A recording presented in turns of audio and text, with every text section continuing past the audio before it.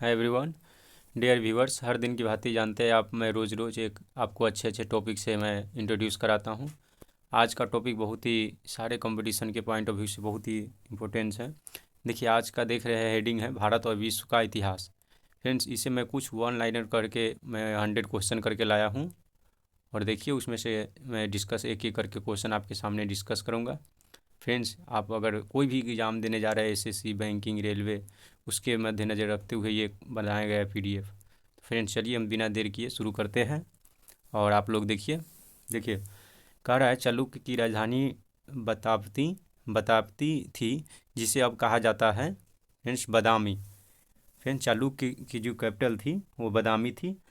थोड़ा सा डिटेल में बात कर लें, हर कोई नहीं, किसी किसी को बताऊंगा जो ज़्यादा इंपॉर्टेंस है। फ्रेंड्स, इसकी जो अगर लैंग्वेज की बात करें तो कन्नड़ और संस्कृत इसका लैंग्वेज था। चलिए फिर आगे हम चलते हैं। इंडो ग्रीक या बैक्ट्रियन बैक्ट्रियन ग्रीक राजनीतिक वंश के मेडागर को किसके द्वारा बौद्ध धर्म में परिवर्तित किया गया? तो नागसेना। फ्रेंड्स, जानते हैं नागसेना, ये सर्वस्तिवादी थे, बौद्ध बौद्ध भिक्षु थे। ये सर्वस्तिवादी बौद्ध भिक्षु थे। और फिर से अगर हम बात करें और थोड़ा इसकी डिटेल में बात करें तो हर्षवर्धन यानी कि 590 ईस्वी पूर्व में। चलिए फ्रेंड्स, फिर नेक्स्ट बात करते हैं। ऋग्वेद में 1028 सूत्रों में यव की साधना का उल्लेख है। आधुनिक काल में यव है, ये एक फ्रेंड्स जौ है। रत्नावली, प्रियदर्शिका और नागनंद नाटक किसके द्वारा लिखे लिखे गए हैं?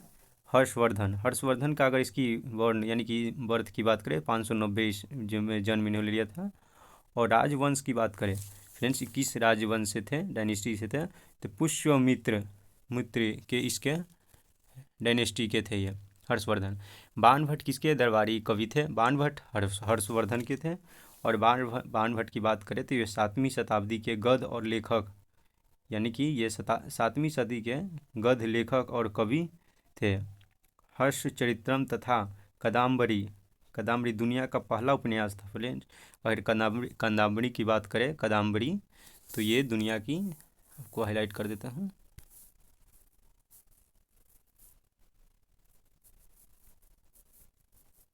कदाम्बरी ये दुनिया का पहला उपन्यास था। फिर हड़प्पा वासियों को की सामाजिक व्यवस्था कैसी थी? फ्रेंड्स, आप जानते हैं इसकी सामाजिक काफ़ी समतावादी थी।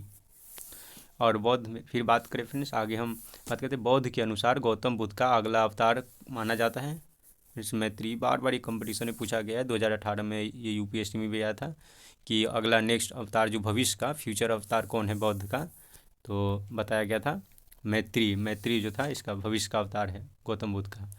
कर है शक युग जो अभी भी भारत सरकार द्वारा उपयोग किया जाता है, किसके द्वारा शुरू किया गया था? ये कनिष्क के द्वारा शुरू किया गया था फ्रेंड्स, शक युग का। विश्व की सबसे बड़ी बुद्ध की अखंड मूर्ति स्थापित की गई है बमियान में। भारत में खोजा गया सबसे पहला शहर था हड़प्पा। पश्चिमी भारत में चालुक्यों का उत्तराधिकारी कौन सा राजवंश था? राष्ट्रकूट था। एक कृत्रिम ईंट डायकयार्ड वाला एकमात्र भारत स्थल था लोथल फ्रेंड, जो कि गुजरात में है। जानते हैं लोथल, ये हड़प्पा का इंडस वैली सिविलाइजेशन का एक साइट है। बीतापाल और धीमान दो महान कलाकार थे फ्रेंड्स, ये कौन थे? पालायु थे। बिंदुसार ने अशोक को विद्रोह को दबाने के लिए भेजा था, उज्जैन भेजा था। बिंदुसार जो थे वो अशोक के विद्रोह को दबाने के लिए उसने उज्जैन भेजा था। और जानते हैं फ्रेंड्स अशोक कितने पावरफुल डायनेस्टी थे, सॉरी डायनेस्टी बोले, वो किंग थे जो 261 कलिंग के आप युद्ध अच्छी तरह से जानते होगा। उसके बाद बौद्ध धर्म को अशोक ने अपना लिए थे। और ये देखिए, अब मैं अगली बात करूं, यूनानी रोमन कला को स्थान मिला बौद्ध कला से। भारत में सबसे पहले सोना के सिक्के किसके द्वारा शुरू किए गए थे? यूनानी जो थे उसको द्वारा गोल्ड कॉइन का भारत में प्रचलित हुआ।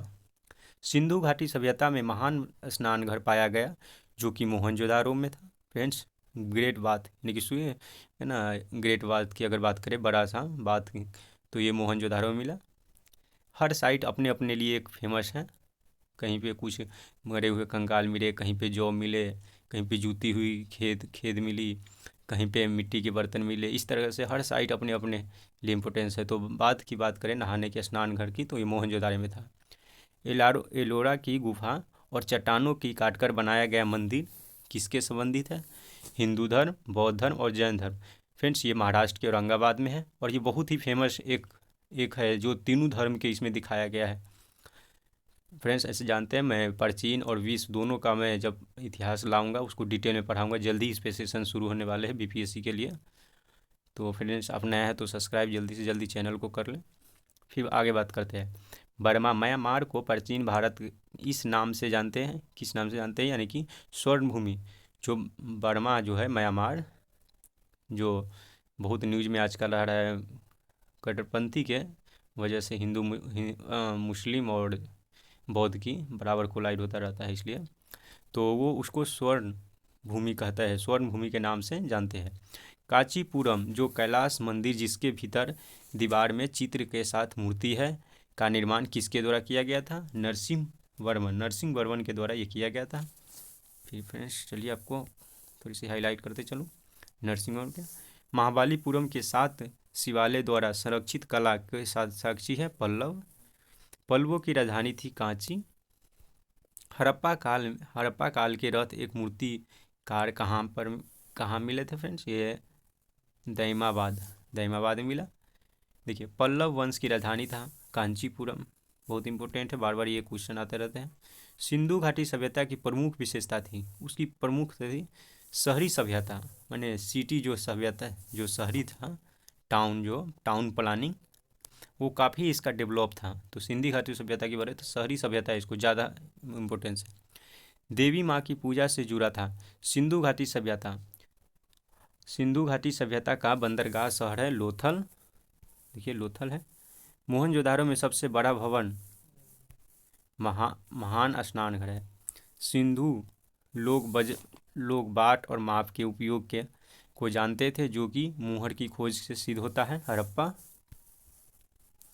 कालीबंगा स्थित है राजस्थान में, जानते हैं। टेराकोटा के लिए कालीबंगा आप जानते हैं।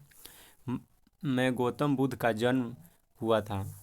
देखिए थोड़ा सा मिस्टेक है, एरर है, कह रहा है गौतम बुद्ध का जन्म कहाँ था फ्रेंड्स? लुम्बिनी में हुआ था 539 ईस्वी में, जानते हैं। और इसकी जानते हैं फॉरेस्टर मदर जो थी वो उनका नाम जानते हैं। तो भारतीय संगीत की उत्पत्ति का पता लगाया जा सकता है सामवेद से। भगवान बुद्ध के जन्म और उनके पिछले जन्मों की कहानियाँ इसमें निहित है। जातक कथा जो है उसमें भगवान की जो पिछली जो जन्म था उसकी कथा किया गया। धातु से बने सिक्के सबसे पहले किसने? तो बुद्ध की आयु। पहले बुद्ध धर्म ग्रंथि की रचना की थी पाली ग्रंथ में पहले बुद्ध का जो धर्म ग्रंथ था उसमें लैंग्वेज को लिखा गया था। वह स्थान जहाँ बुद्ध को ज्ञान की प्राप्ति हुई थी बोध गया, जानते हैं। चंद्रगुप्त मौर्य के दरबार में भेजा गया यूनानी राजदूत था मेगास्थनीज। फिर भारत का आक्रमण करने वाला पहला व्यक्ति था डोरियस फर्स्ट। नालंदा विश्वविद्यालय विशेष रूप से शिक्षा का एक महान केंद्र है, जानते हैं किसकी? बौद्ध धर्म। फ्रेंड्स नालंदा विश्वविद्यालय की जानते हैं, ये शिक्षा का प्राचीन में अगर बात करें तो इसमें बहुत ही दूर दूर से लोग विदेशों से पढ़ने आया करते थे और बहुत बड़ा ये सेंटर था एजुकेशन का। फिर बख्तियार खिलजी जो थे बिहार में जो अटैक किया, फिर इस्लामिक जो इन्वेजन जो था इसके द्वारा जानते हैं कि इसका इतिहास बहुत दर्दनाक रूप से इसको आग लगाया गया, जलाया गया। फिर कुछ बचा खुचा था तो ईस्ट इंडिया कंपनी जानते हैं उसने जला दिया। और एक इसमें जानते हैं कि इसके लगातार इसको आई थिंक कुछ अप्रॉक्सीमेट 12 या 1 मंथ या 6 मंथ ऐसे कुछ करके है, एग्जैक्ट नहीं मुझे अभी इतना है, जो आग लगी तो इसमें जलता रह गया। फिर बात करें फ्रेंड्स, भारत आने वाला पहला विदेशी था मेगास्थनीज जो थे, वो भारत के आने वाला पहला विदेशी था, फॉरेनर। चंद्रगुप्त मौर्य का साम्राज्य उत्तर पश्चिमी में नदी तक फैला हुआ था, यानी कि सिंधु नदी तक। बौद्ध धर्म अपनाने के लिए अशोक को प्रभावित करने वाला भिक्षु था उपगुप्त जो था वो अशोक को बौद्ध धर्म के अपनाने के लिए उसको अपना मोटिवेट किया। देवनामा प्रियदर्शी का दूसरा नाम था मौर्य राजा अशोक। फ्रेंड्स बहुत कंपटीशन पूछते हैं कि प्रियदर्शनी के नाम से कौन जाना जाते थे, तो अशोक। भारतीय के लिए महान रेशम मार्ग किसके द्वारा खोला गया था? कनिष्क के द्वारा खोला गया था। अजीविक एक संप्रदाय थे जो कि समकालीन थे भगवान बुद्ध से। भारत में यानी कि भारत में सोना के सिक्के जारी करने वाला पहला राजा था इंडो यूनानी। चरक किसके दरबार के प्रसिद्ध चिकित्सक थे? कनिष्क के थे। चरक जो थे वो बहुत बड़ा यानी कि चिकित्सक थे, तो किसके दरबार के? कनिष्क के। गंगाधर कला विद्यालय अस्तित्व में आया महायान संप्रदाय से। आयुर्वेद के चिकित्सकों द्वारा चिकित्सा के देवता थे धनावंती थे। तमिल साहित्य में गौरवशाली ग्रंथ सिद्धिकरम और मणिमेखलाई का संबंध किससे है? बौद्ध धर्म से है। तक्षशिला विश्वविद्यालय स्थित था पाकिस्तान में। पुहाड़ शहर की स्थापना चोल राजा ने की थी, ये करिकाला। जूनागढ़ शिलालेख का संबंध किससे है? रुद्रदामन से है। फिर हर्षवर्धन ने अपनी धर्म सभा का आयोजन किया था प्रयागराज। संख्या प्रणाली शून्य का आविष्कार किसके द्वारा किया गया था? आर्यभट्ट के द्वारा। हर्षवर्धन को पराजित किया था पुलिकेशन टू। हर्ष द्वारा आयोजित कन्नौज सभा किसके सम्मान में आयोजित की गई थी? हिंसांग को। महाबलीपुरम की स्थापना की थी नरसिंह वर्मन के द्वारा। फ्रेंड्स आइए आगे चलते हैं। सिंधु घाटी सभ्यता में धोलावीरा किसके लिए प्रसिद्ध हैं? जानते हैं, जल संरक्षण के लिए। विक्रमादित्य की उपाधि धारण करने वाला गुप्त राजा कौन था? चंद्रगुप्त द्वितीय। गुप्तों की राजा दरबार की भाषा था संस्कृत। एहोला अभिलेख से संबंधित राजवंश है चालुक्य। वैदिक काल में राजा लोग से जो कर वसूल करते थे उसे क्या कहा जाता था? फ्रेंड्स बाली। उसे बाली कहा जाता था। जो वैदिक काल में जो राजा जो लोग जो थे जो कर वसूलते थे उसे बाली कहता था। फिर मध्य प्रदेश में सांची की स्तूपा किसके द्वारा बनवाया गया था? अशोक के। प्राचीन काल में योग को प्रेरणता यानी कि पतंजलि। अलवर संत की उत्पत्ति आधुनिक राजा में हुई थी तमिलनाडु। जैन शहीद के नाम से जाना जाता है, अंगस को जाना जाता है। राजा घड़वेल है चेदी वंश के सबसे बड़ा महान शासक। जो तक बात करें तो ये कलिंग था। फ्रेंड्स अगला नेक्स्ट अगर बात करें तो कह रहा है बौद्ध धम्म और संघ को मिलाकर जाना जाता है त्रिरत्न जो है उसको तीनों मिला के जाना जाता है। महाबलीपुरम में अखंड शिला मंदिर का लोकप्रिय नाम था फ्रेंड्स इसका रथ था। इलाहाबाद के स्तंभ अभिलेख की रचना किसके द्वारा की गई थी? हरिसेना। इलाहाबाद में जो स्तंभ है उसको हरिसेना के द्वारा इसका किया गया था रचना यानी कि सिंधु घाटी सभ्यता की खोज किसके द्वारा की गई थी? फ्रेंड्स दयाराम साहनी 1921 में खोजा गया था। फ्रेंड्स ये तो आप जानते हैं, बेसिक क्वेश्चन है, बार बार आता है कंपटीशन में। पूरा लेख का अर्थ अध्ययन करता है शिलालेख। सिंधु घाटी सभ्यता में धौलावीर किसके लिए प्रसिद्ध था? जल संरक्षण। सिंधु घाटी सभ्यता में कालीबंगा किसके लिए प्रसिद्ध था? मिट्टी के बर्तन, जो कि राजस्थान में है। में जादुई आकर्षण और मंत्र दिए गए हैं अर्थवेद में। जो जादू टोना के जो रिलेटेड बात सब है वो सब अर्थवेद में दिया गया। वैदिक गणित का सबसे महत्वपूर्ण ग्रंथ है शुल्बा सूत्र। तामिल के कालिसिक जीविका और चिंतामणि किसके संबंधित हैं? जैन धर्म से। प्रथम जैन तीर्थकार थे ऋषभ। फ्रेंड्स ऋषभ जानते हैं, जो जैन धर्म का जो पहला तीर्थकार थे उसे ऋषभ देव को माना जाता है। और ऋषभ देव हर कंपटीशन के देखते हुए बहुत बार ये पूछा जाता है, बहुत आपके लिए इम्पोर्टेंट हो जाता है ऋषभ देव। बौद्ध पिटकों की रचना की गई थी पाली भाषा में। फ्रेंड्स पाली भाषा जो होता है वो बौद्ध का रचना उसमें किया गया था और बौद्ध धर्म से रिलेटेड। बौद्ध धर्म में बैल किसके जीवन घटना से जुड़ा हुआ है? भगवान बुद्ध से। फ्रेंड्स अगर बेल की ऑक्स की बात करें तो भगवान बुद्ध की से जुड़ा हुआ है। फ्रेंड्स इस प्रकार से आज का वीडियो यहीं पे समाप्त होता है और आज का बहुत ही अच्छा इंटरेस्टिंग टॉपिक था फ्रेंड्स, भारत और विश्व का इतिहास।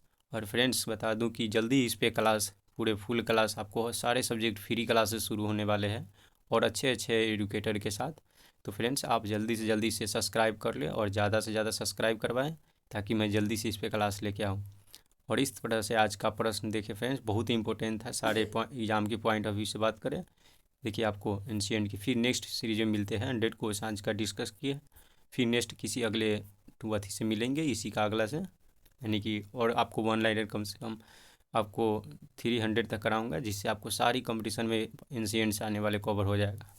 तो फिर ठीक है फ्रेंड, धन्यवाद।